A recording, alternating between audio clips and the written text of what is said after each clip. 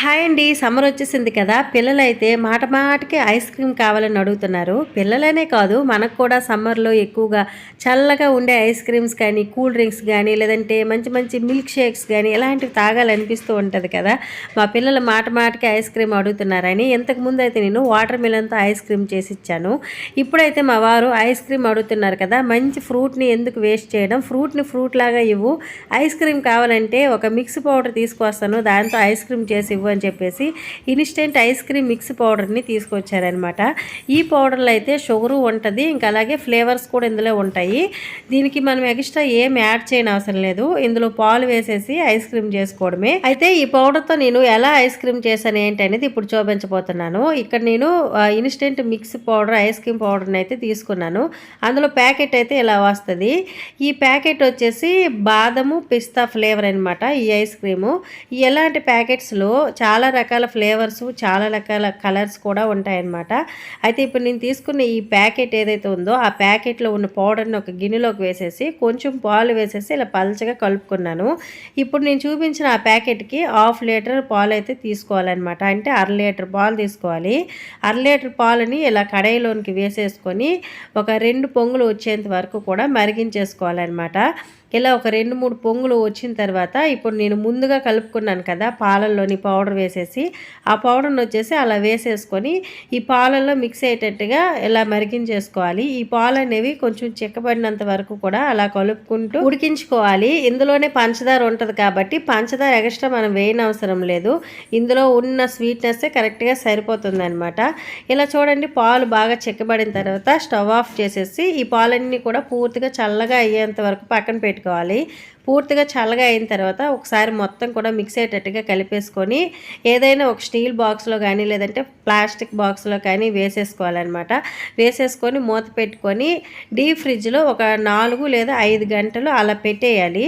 పెట్టిన తర్వాత మనము 4-5 గంటల తర్వాత ఇది కొంచెం గట్టిగా తయారవుతుందన్నమాట. అలా గట్టిగా తయారైనప్పుడు మళ్ళీ దానిపైన ఉన్న మూతను తీసేసి ఇది ఎంతవరకు గట్టిపడింది అనేది చూడాలి. ఇలా లోపల కొంచెం సాఫ్ట్గా ఉంటుంది, పైన ఇలా గట్టిపడిపోతుంది.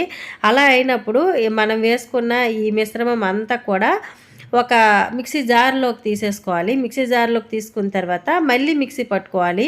ఇలా మిక్సీ పట్టుకునేటప్పుడు మనము విప్పింగ్ క్రీమ్ వేసుకోవచ్చు. ఇంకా స్వీట్నెస్ కావాలి, ఇంకా ఇంకా సాఫ్ట్గా ఐస్ క్రీమ్ కావాలనుకుంటే విప్పింగ్ క్రీమ్ వేసుకోవచ్చు. లేదంటే పాల మీద మేగడ ఉంటుంది కదా, అది వేసుకోవచ్చు. లేదంటే ఏదైనా చాక్లెట్ సిరప్లు ఇలాంటివి ఏమైనా వేసుకోవాలంటే వేసుకోవచ్చు. నేనైతే ఏం వేయలేదు, డైరెక్ట్గా అదే వేసేసి ఇలా సాఫ్ట్గా అయ్యే వరకు మిక్సీ పట్టేశాను.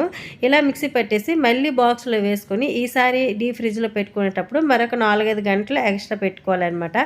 నైట్ అంతా పెట్టుకున్నామంటే మార్నింగ్ అయితే ఐస్ క్రీమ్ రెడీ అయిపోతుంది. లేదా మనం సాయంత్రం టైంలో ఐస్ క్రీమ్ తినాలనుకుంటే మార్నింగ్ మనం పెట్టుకున్నామంటే సాయంత్రంకి అయితే ఐస్ క్రీమ్ అయిపోతుంది.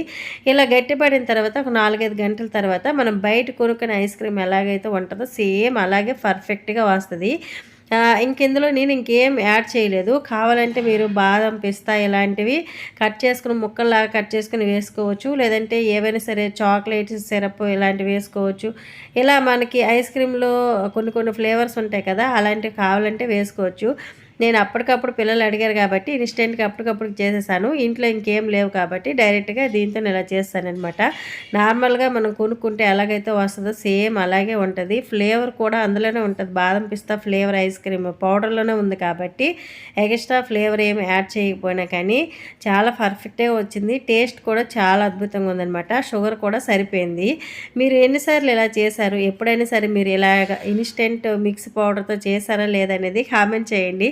మా పిల్లలు అయితే బాగా ఎంజాయ్ చేశారు. మా చిన్న పాప అయితే తినేసరికి మొత్తం వాటర్ అయిపోయిందనమాట. ఒక 2-3 గంటలు తిన్నది. నేనైతే డైట్లో లేను కాబట్టి నేను కూడా ఐస్ క్రీమ్ అయితే ఫుల్గా లాగించాను అనమాట. మొత్తం మీద మా పిల్లలు ఎప్పటికి ఐస్ క్రీమ్ రెడీ అవుతుందా, ఎప్పుడు తింటామని చెప్పేసి ఆ ఐస్ క్రీమ్ అయినంత వరకు కూడా అసలు నిద్ర పట్టలేదనమాట.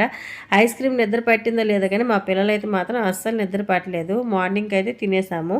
ఇది ఈరోజు వీడియో ఎలా ఉందో కామెంట్ చేయండి. నచ్చితే లైక్ చేయండి, షేర్ చేయండి. Bye bye.